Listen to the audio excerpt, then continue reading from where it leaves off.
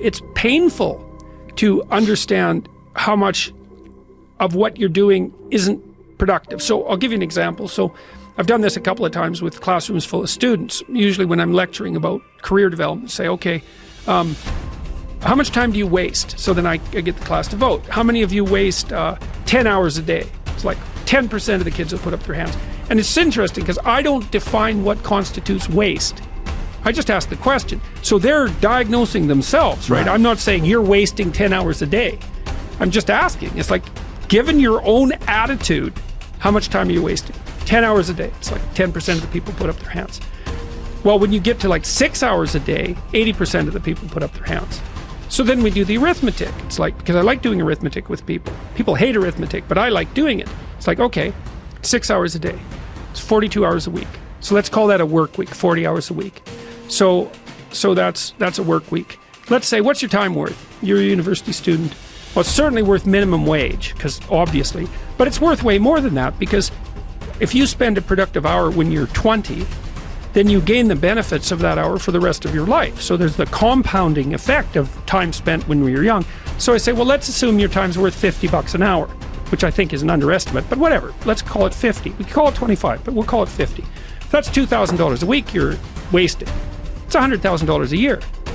It's like, how much better would your life be if you weren't wasting $100,000 a year? It's like, what is that over 40 years? $4 million. It's like, you're rich. You don't even know it. Quit wasting time. By your own definition. It's like people shake their heads, like, oh, I never thought about it that way. It's like, yeah, think about it that way. Don't waste your damn life. And then you think, well, why would people be resistant to that message? It's like, well, you really want to wake up and figure out that you're wasting half your life? And you know, when people do that kind of wasting, they actually hate it. You know, and I've had lots of people come to my clinical practice who were chronic procrastinators. You know, and so they're watching YouTube videos, say, but not ones that are good for them, although sometimes they will do that, but just browsing in that kind of mindless way that you do when you're not paying attention and you're trying to kill time. And people doing that, they feel bad, they get depressed, they feel anxious, they can't get away from it, they feel kind of quasi-addicted. That's what they're saying about social media now. It's a huge issue with young kids. Absolutely, but there's this feeling of kind of internal rot and corruption that goes along with it. It's like, yeah, well, you're wasting your life. It's like, so it's painful. It's painful to recognize that. Then it's painful to think, oh my God, look how undisciplined I am. I don't know anything. I can't use a schedule. I can't stick to a calendar. I don't have any aims. I don't know anything about the world, right? And maybe there's a part of me that's bitter because I haven't got everything already, and I'd just like to say, to hell with it. That's the recognition of the Jungian shadow. It's like, that's what makes you vicious and untrustworthy. All of that. No one wants to look at that, and no bloody wonder. But hey, the alternative is worse.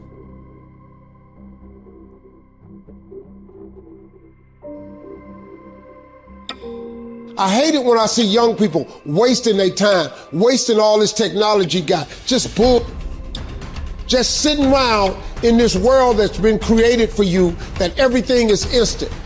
You all have stuff at your fingertips that can make you great.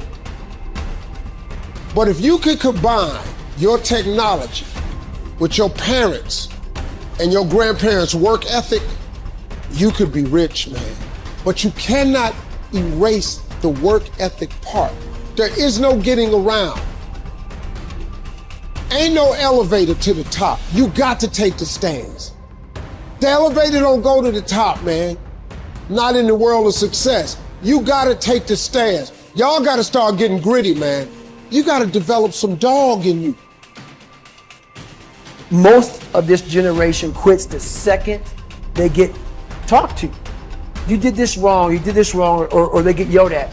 It's so easy to be great nowadays because everybody else is, most people are weak.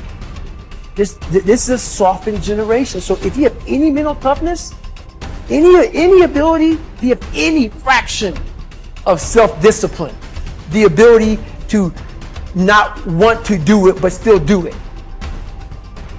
Play the long game. Aim for legendary. Say, I want to have the guts and the grit and the acumen and the mindset and the capability and the commitment to create enduring success. Be the person who is up reading, listening to the podcast, writing in your journal, setting your goals, focusing on your intentions. As you become more successful, become more humble. As you become more successful, work even harder. As you become more successful, care even more about your product. As you become more successful, learn even more. Dedication, hard work. Dedication, hard work. On one man arm, the world can go against me. I'm still coming on top. I need you to go harder than you've ever gone before. I need you to be more dedicated than you've ever been before. Life's one big fucking head game. You play with yourself. If you lose, it's because you allow life to get in your fucking head. It's you. You've got to make it your personal business to make it happen. And you've got to resolve within yourself that I'm the one. I'm the one to make this happen. I'm the one to become successful. I'm the one. I'm the one. No matter how bad it is or how bad it gets, I'm going to make it.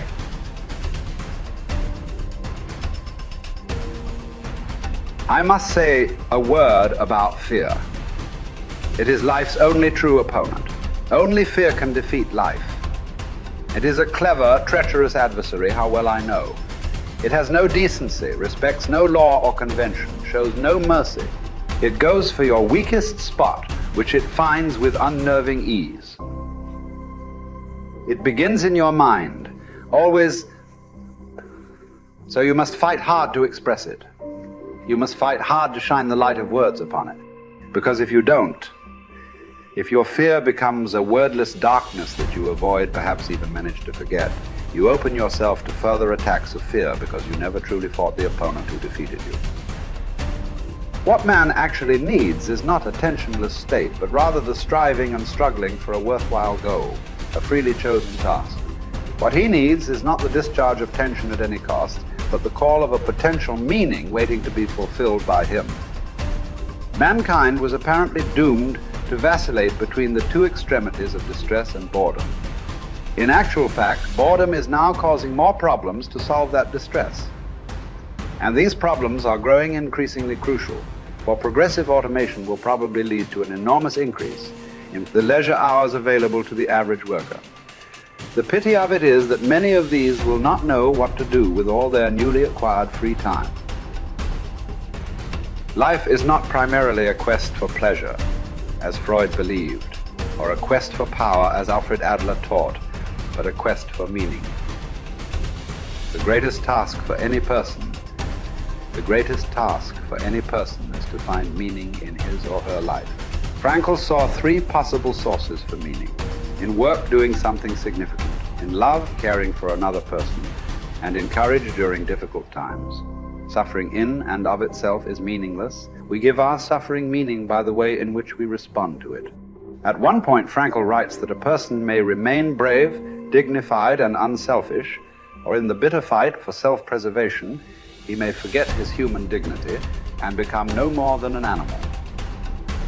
The meaning of life differs from man to man, from day to day, from hour to hour. What matters, therefore, is not the meaning of life in general, but rather the specific meaning of a person's life at a given moment.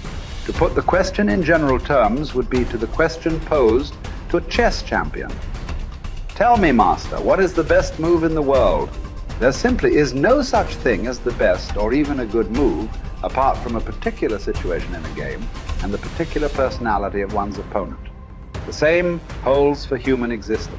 One should not search for an abstract meaning of life. Everyone has his own specific vocation or mission in life to carry out a concrete assignment which demands fulfillment. Therein he cannot be replaced, nor can his life be repeated. Thus, everyone's task is as unique as is his specific opportunity to implement it. As each situation in life represents a challenge to man and presents a problem for him to solve, the question of the meaning of life may actually be reversed. Ultimately, man should not ask what the meaning of life is, but rather he must recognize that it is he who is asked. In a word, each man is questioned by life, and he can only answer to life by answering for his own life. To life, he can only respond by being responsible.